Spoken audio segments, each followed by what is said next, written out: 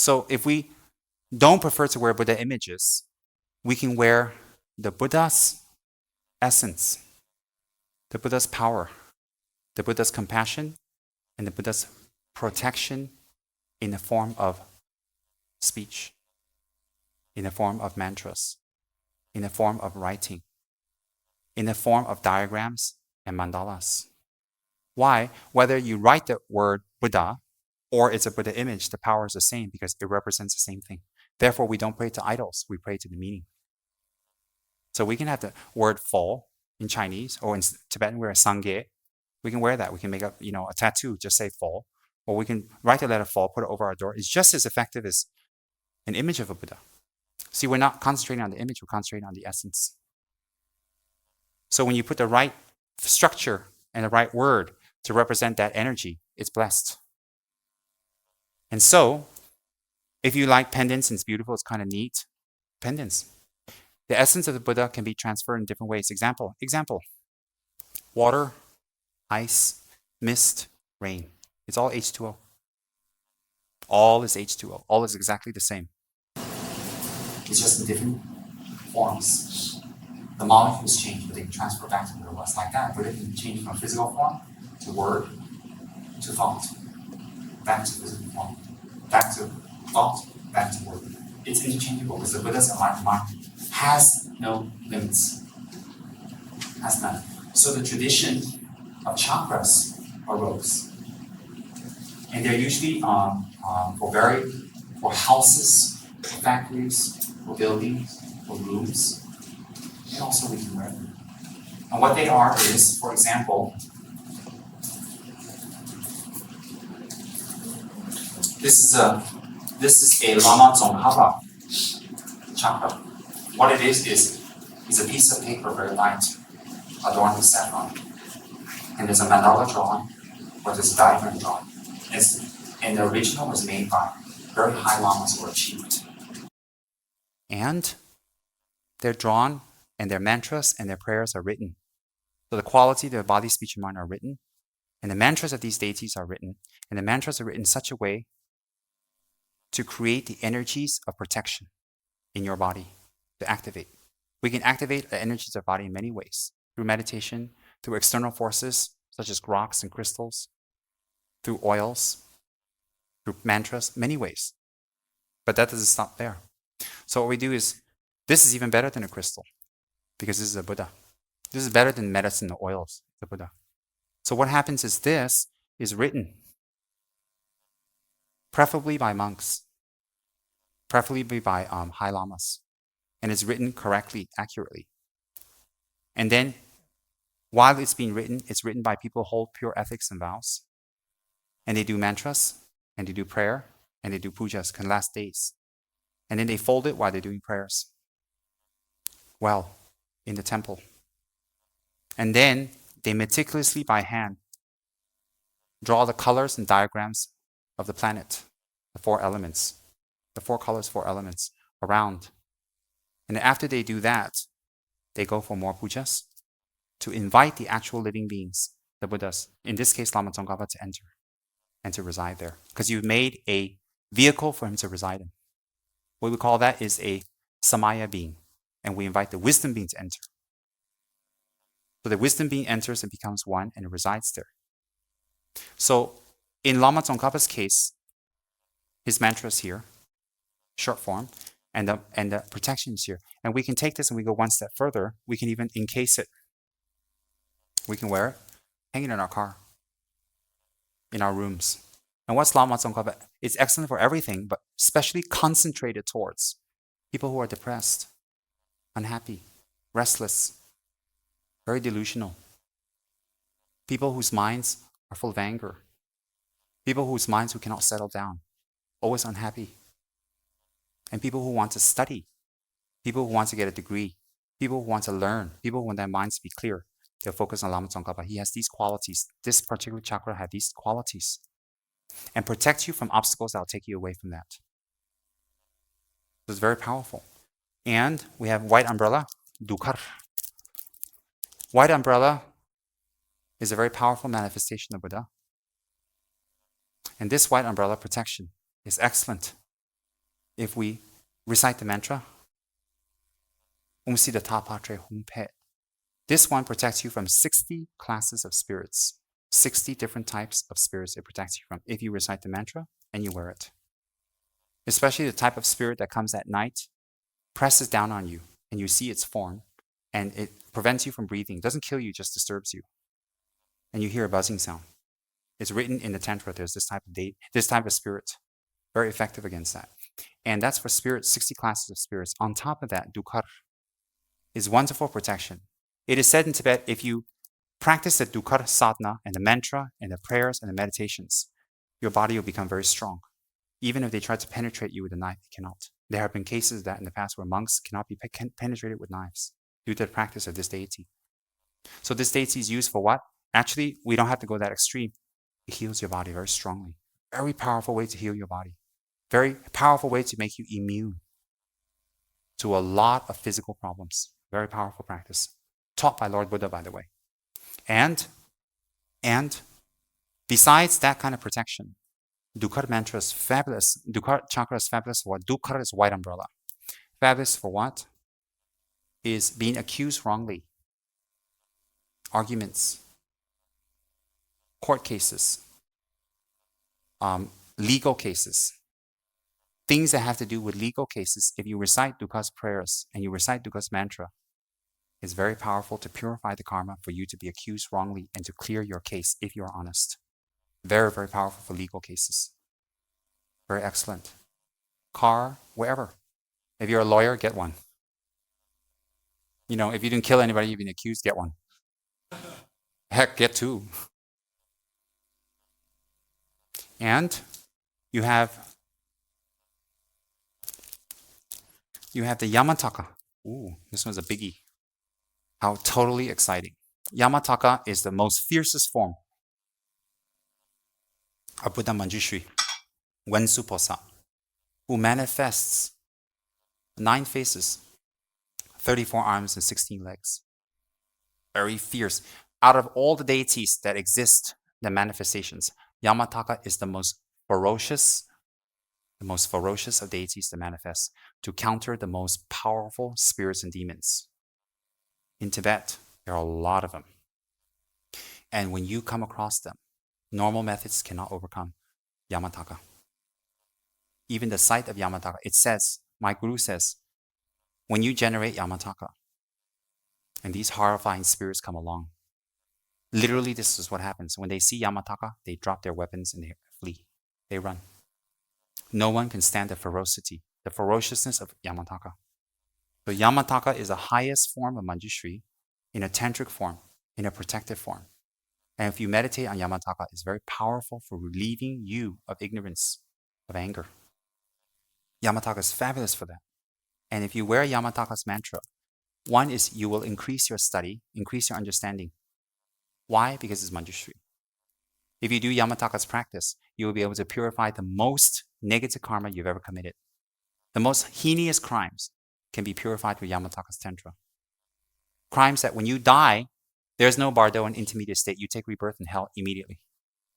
So those type of karmas, example, attempting to kill a Buddha, you can't, but the intent. Drawing blood from a bodhisattva or arhat. Killing one's parents. Ooh. Creating schism within the Sangha. Those are the 4 most heinous types of karmas we can do.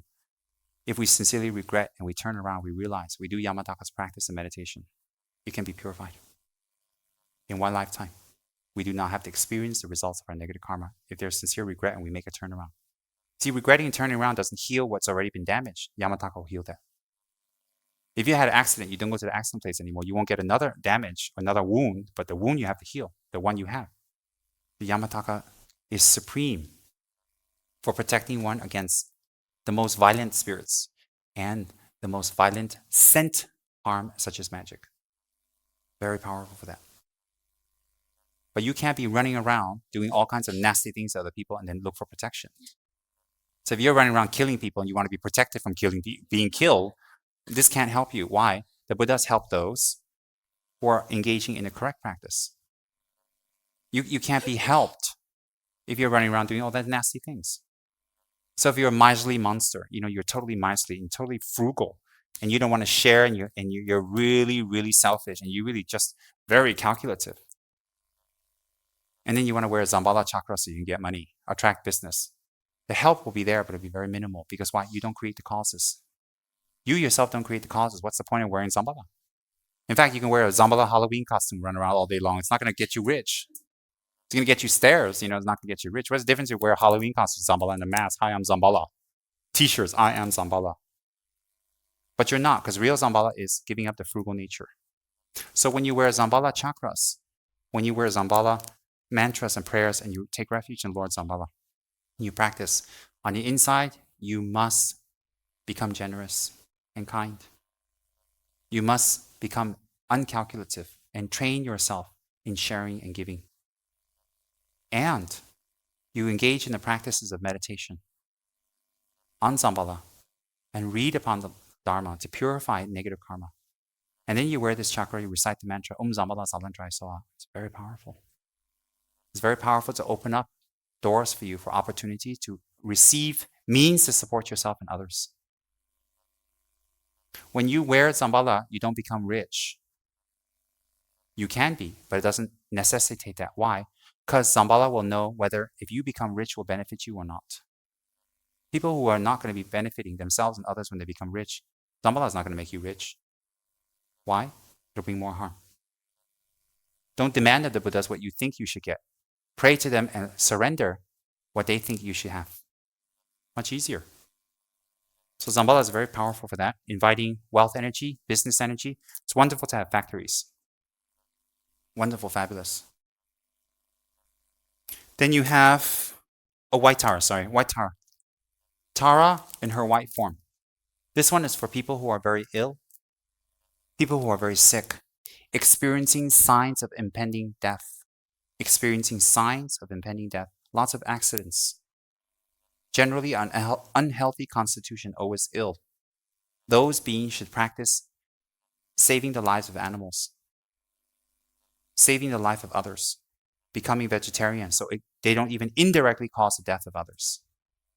And they should engage in the meditation of White Tara with compassion, with altruism, and engage in the mantra practice and the meditation with this chakra is very, very powerful for increasing one's life and very powerful for protecting untimely death, violent deaths, death that creates a lot of pain. Why? Because if you die in that manner, you'll have negative thoughts, and the negative thoughts will open up a negative door for you to take a negative rebirth. So dying peacefully in a state of mind that's controlled is very important to take a good rebirth. White Tara is very excellent in that, to lengthen your life and to make sure you die peacefully. Bring calmness around you, bring calmness energy to heal your body. White Tara is propitiated everywhere for healing, for benefiting.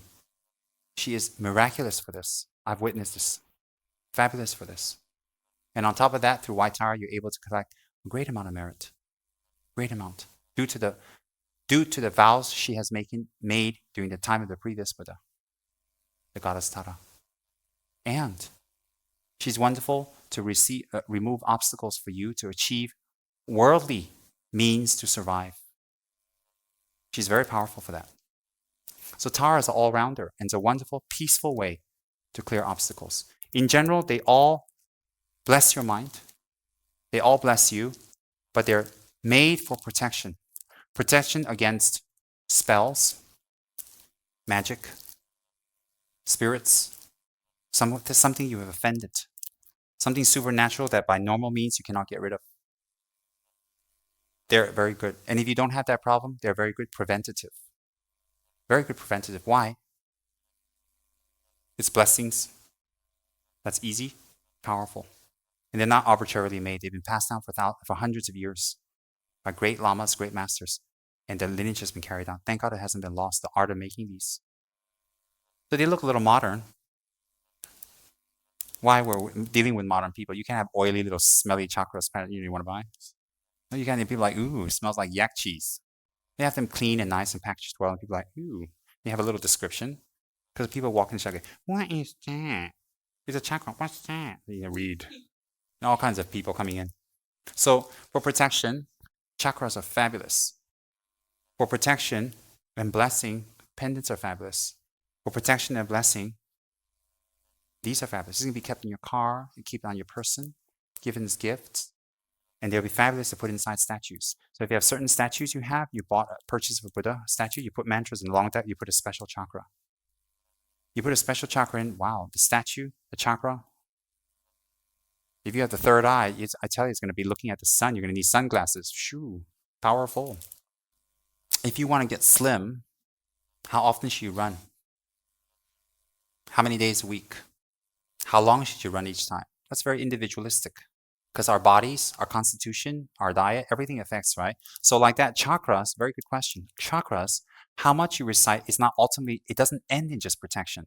You see, any of these chakras don't just end in protection, it's a byproduct of the holy qualities of this. But the ultimate aim in the chakra and the mantra is to transform your mind to remove the causes that would create problems for you. So you don't even have to wear chakras anymore in the future. You think enlightened beings like Dalai Lama run around with 20 chakras to protect themselves from black magic? They don't need to. Whatever you do to them cannot harm them because they have the qualities of enlightenment already. You think Buddha Shakyamuni needs to wear a white umbrella chakra to protect himself? Buddha Shakyamuni becomes sick. Hello, give me white Tara. No, Buddha doesn't need to wear any of these things because he doesn't have any causes to become sick anymore. But we do. I do. We're normal beings. And this was developed for us, to help us. And it's an age-old tradition. Don't look at the packaging. The contents are good. And by the way, these are not commercially bought off a store somewhere, in Tibet. These were made in my own guru's place, by my own root guru, by a qualified lama, a high incarnation, who have many sponsors, so he doesn't need to sell this to become rich or to make money. That's not his intention. I've known him for over 13 years.